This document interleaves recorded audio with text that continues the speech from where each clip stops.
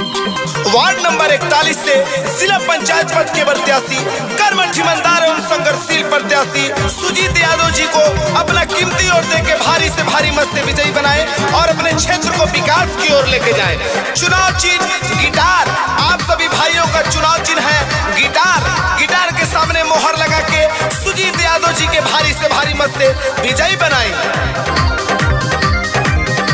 सुजीत यादव के अब की जीतई हा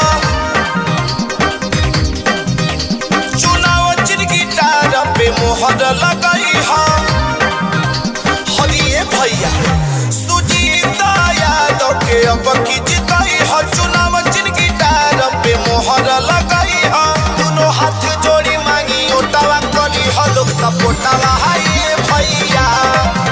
अरे हवे रउआ घरवा के बेटावा करी हा लोग सपोर्टवा हाय भैया। करी हा लोग सपोर्टवा हाय भैया। करी हा लोग सपोर्टवा भैया। दोनों हाथ जोड़ी मांगी ओटावा करी हा लोग सपोर्टवा हाय भैया। अरे हवे रउआ घरवा के बेटावा करी हा लोग सपोर्टवा हाय भैया। हर माई बहन के चुनाव चिन्ह गिटार, हर भाई भौजाई के चुनाव चिन्ह गिटार, हर किसान भाई के चुनाव चिन्ह गिटार। तो ये भैया ये चाची ये चाचा अब की बार गिटार पे ही मोहर लगा के बाद सुजीत यादव जी के भारी से भारी मत से विजयी बनाएगा। सबका के लागल बा इनही से आस हो, इनही से आस भैया इनही से आस हो। जीती है सुजीत भैया करी है विकास हो, करी है विकास भैया करी है विकास हो। अब की बारी दे दो ना इनका पे धियानवा, जीती जाइए भैया पूरा होई और मनवा। दिलवा में बना कोनो खोटावा करी हो लोग सपोर्टवा हाय भैया। हवे रउआ घरवा के बेटावा करी हो लोग सपोर्टवा हाय भैया। करी हो लोग सपोर्टवा हाय भैया। करी हो लोग सपोर्टवा हाय भैया। दोनों हाथ जोड़ी मांगे ओटावा करी हो लोग सपोर्टवा हाय भैया। अरे हवे रउआ घरवा के बेटावा करी हो लोग सपोर्टवा हाय भैया। सुजीत यादव जिंदाबाद जिंदाबाद जिंदाबाद। सुजीत भैया जिंदाबाद जिंदाबाद जिंदाबाद। सुजीत भैया जिंदाबाद जिंदाबाद जिंदाबाद।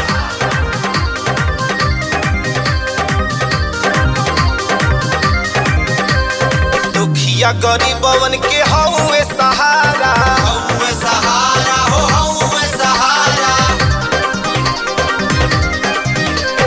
लाठी बुजुर्गन के युवा के प्यारा, युवा के प्यारा हो युवा के प्यारा।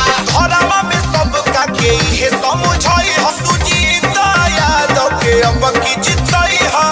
हजा विरोधियन के चोटावा करी ह लोग सपोर्टवा हाय भैया। अरे हवे रउआ घरवा के बेटावा करी ह लोग सपोर्टवा हाय भैया। करी ह लोग सपोर्टवा हाय भैया। करी ह लोग सपोर्टवा हाय भैया। दोनों हाथ जोड़ी मांगी ओटावा करी ह लोग सपोर्टवा हाय भैया। अरे हवे रउआ घरवा के बेटावा करी ह लोग सपोर्टवा हाय भैया।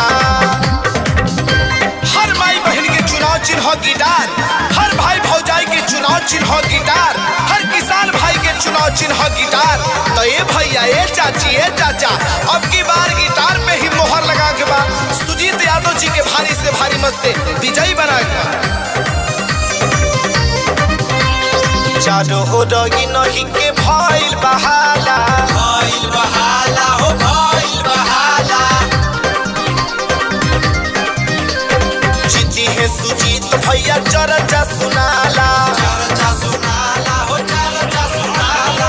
गरीब गरीबन के सीना से लगाई है, गाँव में चारों ओर विकास कराई है। केहू नहीं खेल के जैसे नेतावा करी हो लोग सपोर्टवा हाय भैया।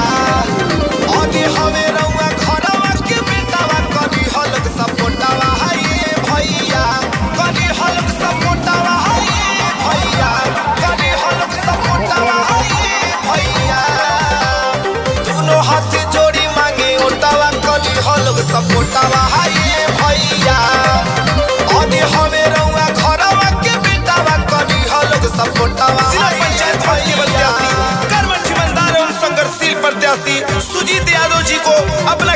वोट देके भारी से भारी मत से विजयी बनाए और अपने क्षेत्र को विकास की ओर लेके जाए।